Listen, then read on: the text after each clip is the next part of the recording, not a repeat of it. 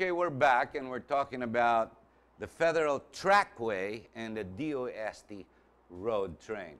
Let's get right on to that. Francis, where we left off. So you've identified the rail, the tracks, basically. Yeah, railroad track. The road and truck. The truck is the operative word. The truck is the operative word. Okay, please continue. Okay. So it's not the rail that makes it efficient. It's the truck. Why the truck? I don't Because understand you that. have your own daanan, you have your own trackway. Exclusive. Okay, correct. You might have your own rails, but if it's not exclusive, Dadaanan ka rin, dadaanan din, mata-traffic ka rin. Mata-traffic ka na naman. Oh, It's sige, the correct. truck. It's the trackway. It's not the railway. The thing is with the railway, it's romanticized.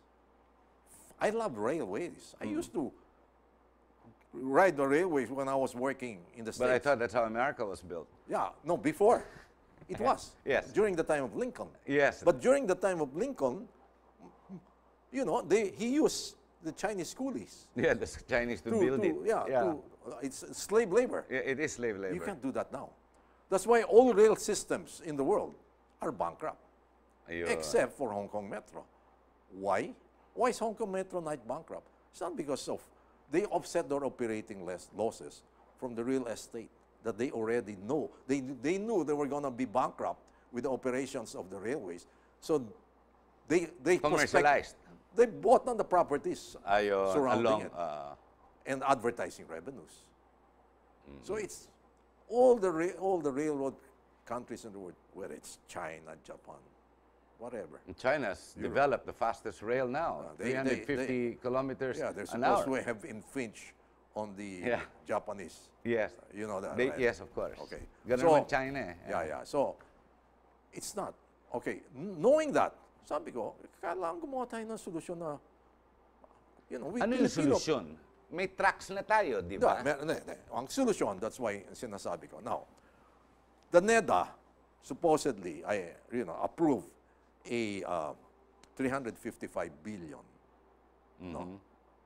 supposedly loan, or is supposed to be coming from the GAA, the General Appropriations Act, for a mere 25 kilometers subway.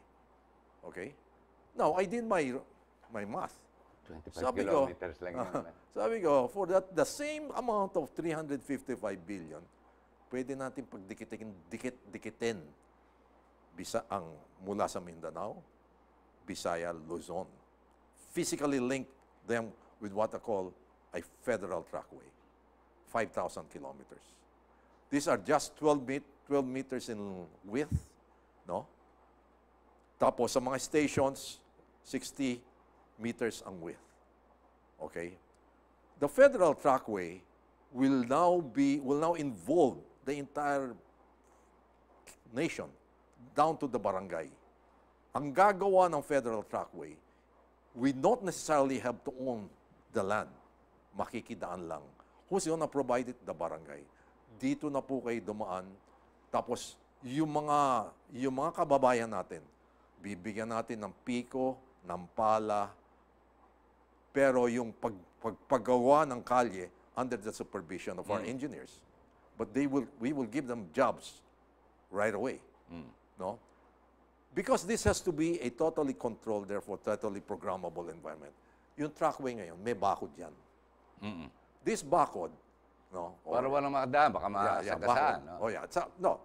You have to quarantine it. In other words, you quarantine it so you don't allow the entry of foreign bodies. Correct. To disrupt your system. Now, this bakod, no, they can be open and closed at certain sites. But these are made of basically just vertical gardens, recyclable plastics, yung walang tapon. Kung anong available dun sa barangay na yon. Yun ang gagamitin. Under the supervision of our artisans and our craftsmen, no? Even water lilies can be made as bakod. Okay? These are just These are just perimeter para nakikita mo lang. Para alam mo lang. At saka hindi makakapasok yung mga iba. Because correct. these are, ayan, parang ganyan. Yan. You get it? No, these are vertical plants. This is, you know, ang width ng road train ng DOST is 2.7 meters. Ang AASHTO standard, that's American Highway Standard, 3.3 meters lang ang isang lane. We make this 4 meters. Para mas malapad. Malapad ng konti, di ba? We make the island also 4 meters. Pero patatakbuhin mo dyan, mga truck. No, mga rolling stocks ng Rolling DOST, which you call road train. Ganito itsura road niya. train, road train. You can Google that. Ayan. It looks like a train, but it's running on pneumatic tires. Okay, pneumatic tires. You combine them with articulated buses, bi-articulated buses, double-deck buses, but all made in the Philippines. The only ones that you will import are the third tires? wheel, the third wheel. No? Okay. Mga third wheel folding bellows. No? Even tires nagagawa na rin sa atin yan eh. Di ba? In other words, what you do is you increase the value added of our economy. Kasi going back to these foreign loans, Harry, I forgot to tell you. Oh, you have to import the train. You have to import the technology. All the value added goes in their favor. You know, value added in terms of raw materials, equipment, finished goods, Finished goods. spare parts, Maintenance. maintenance, kasama pa consultant nila. And you have to pay them all in dollars. But physically, the money that they lend to you doesn't even go inside their money supply system. It's to pay them. No, they just credit the account of their suppliers. Hindi mo mahahawakan yung pera na yun. Can I say? Yeah, go ahead. Tama yun. Ginagago tayo. Ginagago tayo. Okay. Niluluto sa ating mantika. Physically, we don't even get to see the money. Kay credit. Tapos they will just debit the right side of our international balance sheet. Utang mo yun eh. Now, sino Sila magbabayad? kumita. No, sino magbabayad ng utang na yan? Tayo yon. Hindi lang tayo. Anak natin, apo natin, apo sa tuhod natin. Correct. Next generation. That's why the first LRT1, hindi pa bayad. Hanggang ngayon. Hanggang ngayon. Same with LRT2, same with MRT3, especially MRT3. You know how much we're paying MRT3 monthly? $15 million a month. Per month, just to use it. Now, are these people being audited? The ones who own the MRT concern, are they being audited by the BIR? I don't think so. Okay? So, yung value added, the only way our economy can grow, no, is to distribute economic wealth dito sa mga trackway na to. From Mindanao, Visayas, and Luzon. You cannot decongest Kalye. na may bakod. May bakod. Binakod na kalye. Yes. Na hindi bilang lang ay yung makakapasok. Ayun. Pero when you say bilang lang, we don't necessarily have to be an economic monopoly. We form consortiums. Kung sino pwede. But they're under certain guidelines. Follow our design, our operating system. But you can join us. We're not saying, it's only us. Sumama kayo sa amin. Pero can it traverse carrying the same capacity number of people? You're dealing with a simple and basic mathematical equation. Di ba, Lasalista ka? Both. Ito na yung Lasal. Yeah. Diyan tayo magaling sa math, di ba? If LRT transports, let's say, They're saying 350. 700 passengers. 700 na ngayon. Every 5 minutes. Ngayon, naging 20 minutes na eh. Di ba? Kaya DOST nito. road train, transport 240. How many units do you need to transport the same number of passengers within the same 5 minutes? Dalawa, tatlo. You either retain the same headway of 5 minutes, But sa 700 aren't niya, you dependent on the combustion engine, which is now being phased out in the world? battery operated to. Electric Ayun, operated. electric. Or you use internal combustion pero Euro 4 standard, pollution free. Di ba? Okay? So Like we what they're address doing all of those concerns. Pollution free na yan eh. Di ba? Or So, electric. or electric. Electric batteries.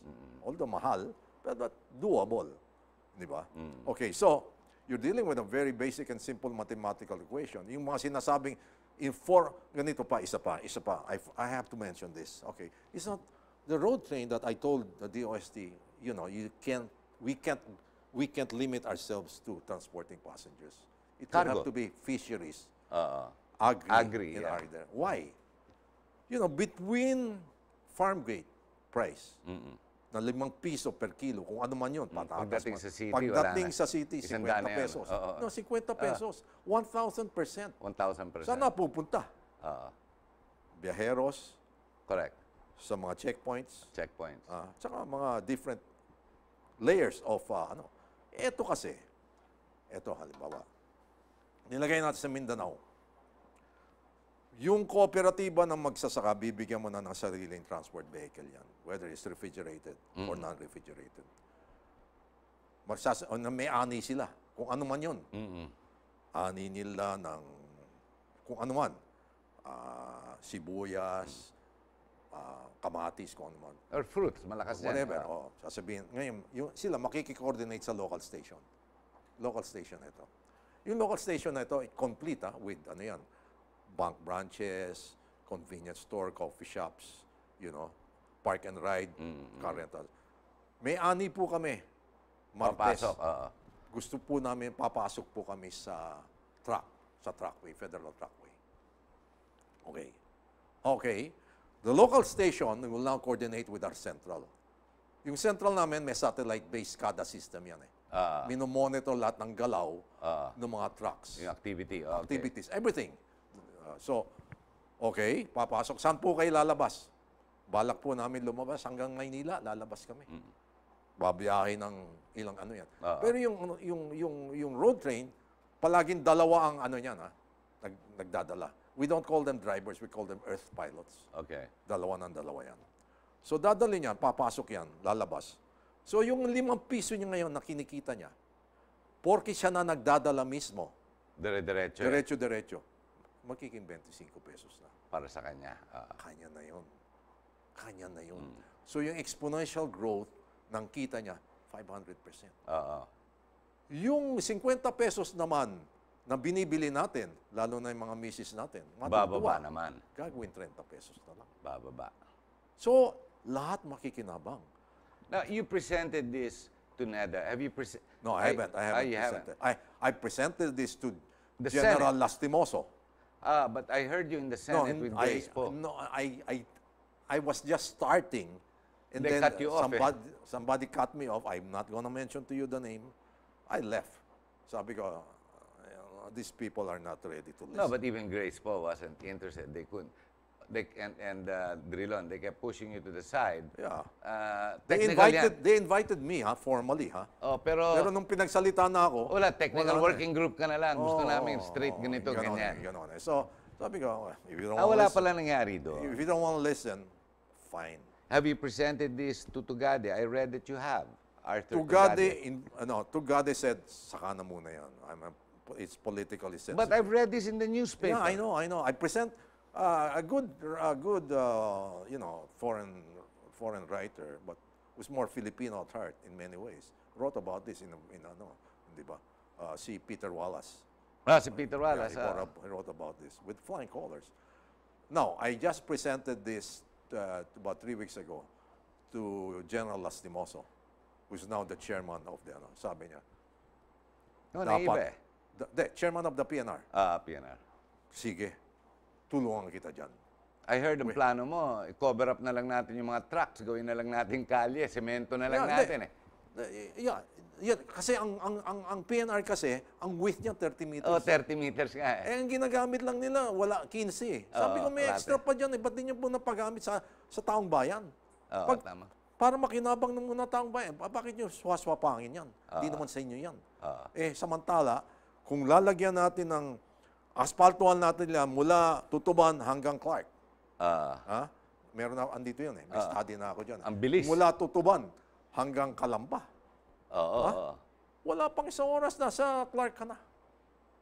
Di ba? Kasi seamless At saka yung singil mo, singil lang ng air-conditioned bus. Pero ito, meron kaming business class, meron economy class. Oo, correct. Yung business class, naka-captain seats ka, merong eating tray, may stewardess. Merong bar sa baba, merong... double bus ba yan? Yung double deck. Double deck. This is not exclusive Di ba? Yung for commuters, you use The seats are at the sides. sitting on the side. Nakatayo, Subway. nakahawa. Every minute yan. Every minute pagka rush hour. Every minute at rush hour, at the average speed of 80 kilometers per hour, Harry, no? You know, you'll be at par with Amtrak, 50 miles per hour. At 80 kilometers per hour, you're traversing 22.2 meters per second. Ako na yun. Okay? Mabilis na Now, yun. sinasabi nila, delikado. Kung every 60 seconds ang headways mo, hindi ba? So 22.2 times 60. That's 1 kilometer, 300 meters. Ang layo ng distansya mo between one unit to the other. Di ba kumisan, nagmamaneho ka, may nahulog, dinampot mo. Pag ano mo ngayon, ang layo na. Ang layo na Ang yun. layo na nung yung kasunod mo, yung kaharap mo nasa harap. Ito, 1 minute ang headways. Matagal-tagal. So, ano? ang distansya ng unit niyan, at saka yung unit na nasa kasunod, 1 kilometer, 300 meters. Anong, ganun kalayo. Hindi ka babangga. Oh, basta. tapos yung dwell time mo, sa commuter, 30 seconds lang. Whether may sakay or wala, larga. Ngayon, sa gabi, babawasan mo dahil hindi naman ganun karami tao. Gawin mo na every 20 minutes. Kaya, when did you conceptualize this? 1989. Ganun katagal na. Ganun katagal. Walang nakinig na presidente. No, in-approve ni Presidente Ramos. Ano June nangyari? 46. Well, inabutan ng Asian financial crisis. Ganito na yan. 87. Nung unang in-approach ko during the time of the first Cory administration, Aquino, the first DOTC secretary at that time was Reinero Reyes. I showed him my figures, AIM figures. Sabi niya, looks interesting, pero sabi niya, para sigurado tayo, dapat paano mo ulit sa UP, Transport Training Center, which is now the National Center for Transport Studies. Sabi ko, why not? Sure. Pinasok mo. Pinag-aralan nila. Oh, pinano ko.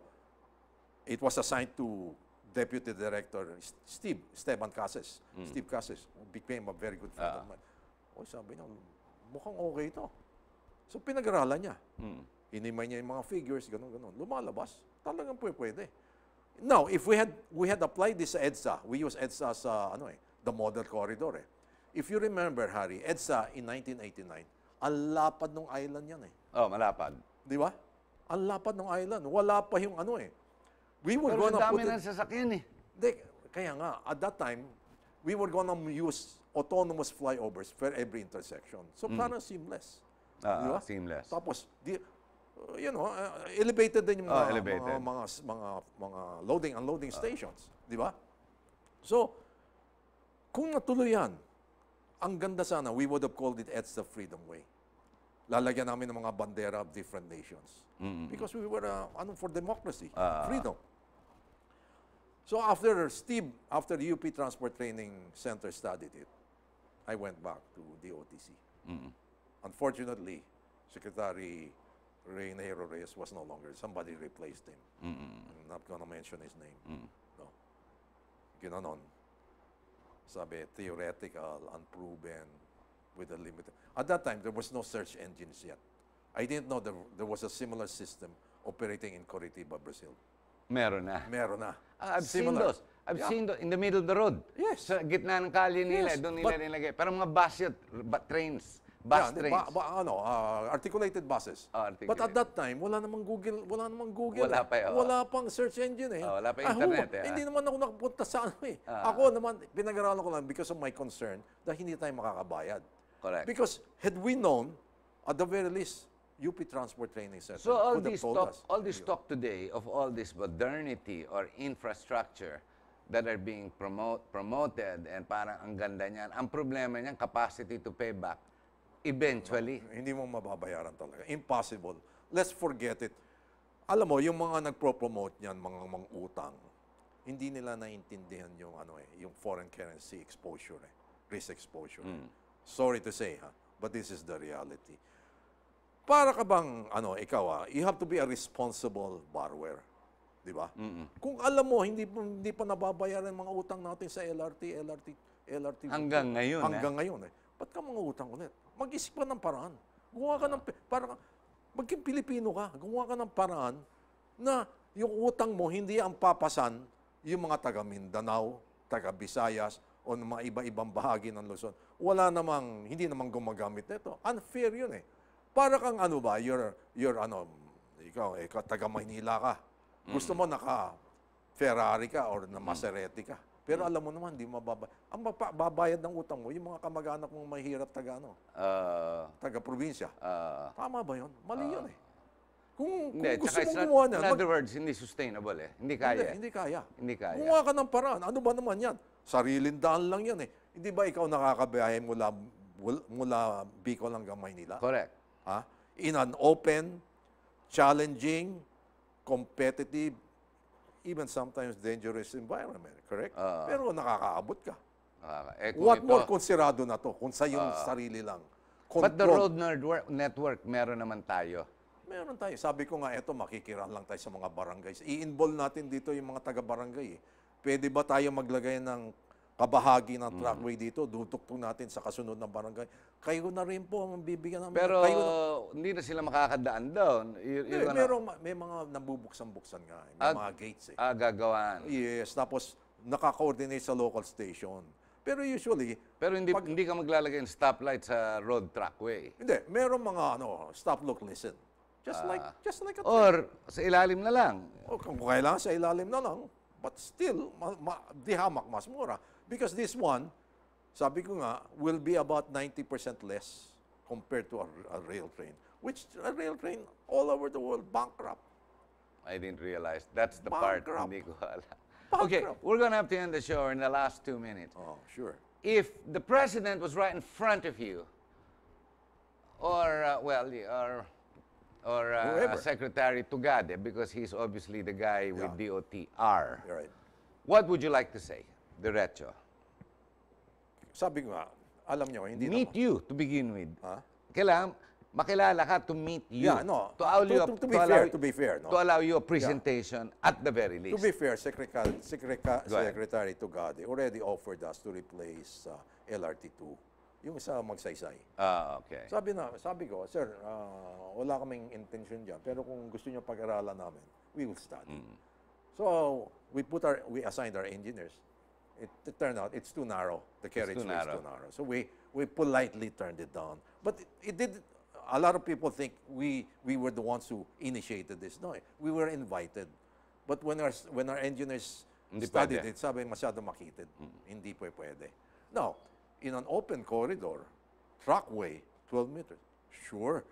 For the same, sabi ko nga, for the same budget, for a 25-kilometer subway, we can link the entire Philippines. And your physical link will not only be transport link. It's not going to be a transport grid. It can be a power grid. It can be a telco grid. Sabay. Sabay-sabay na.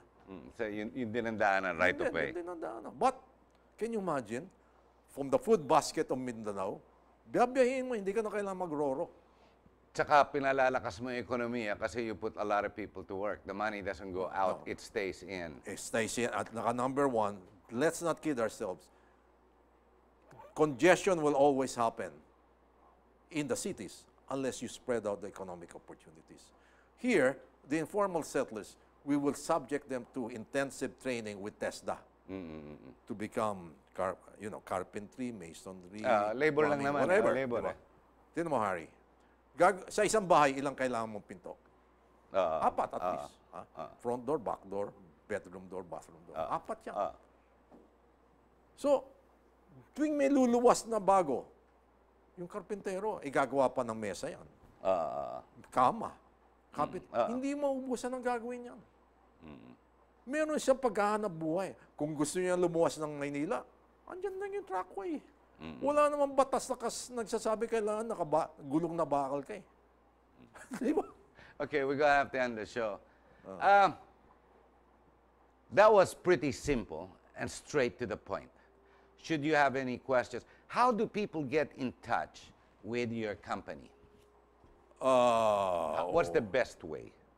I can give my email address. What's your email, Francis? FR Foxtrot Romeo Yuseco, Yuseco FR Yuseco Yuseco at yahoo.com. Yun mo. Y-U.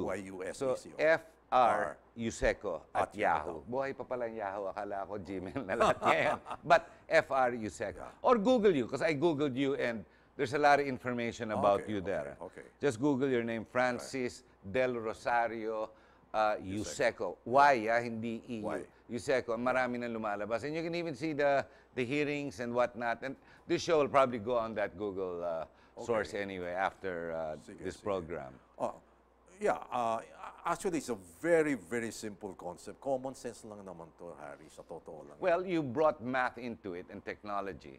So that is the integrity of the presentation. The mathematics is exactly what it does. Yeah. So it's not contestable. You know, it's not. Wala nang ano, and well, mawawala ng trabaho yung mga kurakator, no? Which is also good. Ladies and gentlemen, we're going to have to end the show. We've already extended. We hope you've enjoyed this. So watch this tomorrow again in the morning at 8. And if you want to look at it, you can go to Francis Yuseco, his Facebook. This show will come out there. Or on YouTube, which is Talk to Harry. Magandang gabi po sa inyong lahat. Thank you very much, Francis. Thank you.